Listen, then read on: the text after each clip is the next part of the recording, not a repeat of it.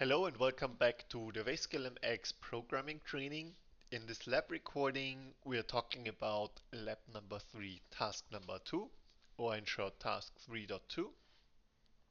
And in this lab, we are exploring the execution of test method code in the debug shell. The debug shell is a dedicated debug tool in the debug perspective, and there you can execute single lines or a couple of lines of test method code.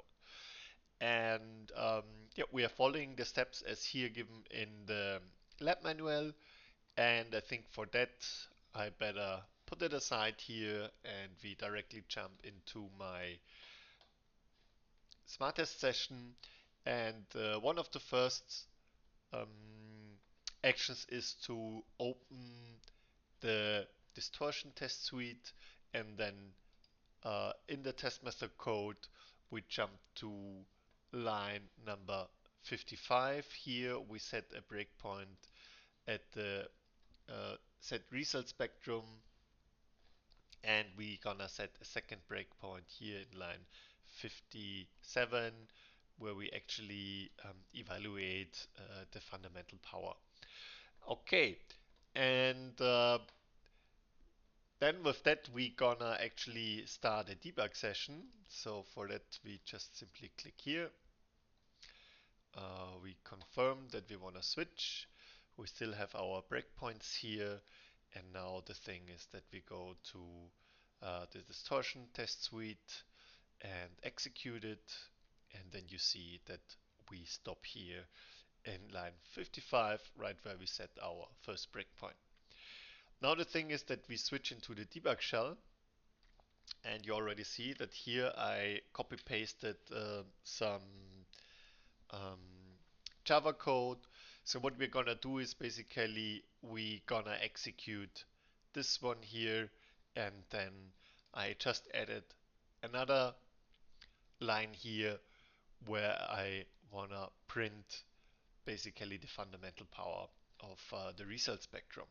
So if you wanna execute code here in the debug shell, you first really have to select all the lines you want to execute, and then actually this execute the selected test uh, is enabled. So if we don't do that, then you cannot click here. Okay, so we're gonna click on those two and click execute, and then you see that immediately we jumped into the system console, and then you see here that the number of signal periods was not specified but is required to calculate power values and power ratios.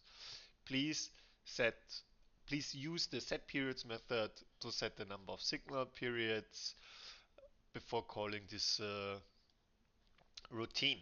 So the thing is that we kind of like omitted this line here because we set the breakpoint. It is not executed, and in the debug shell we directly jump to that one, and this is why we get this error message. And also in the debug shell you see if you execute some code, um, then also there will be some failures written into the debug shell here right away, giving you here the exception thrown for exactly this problem.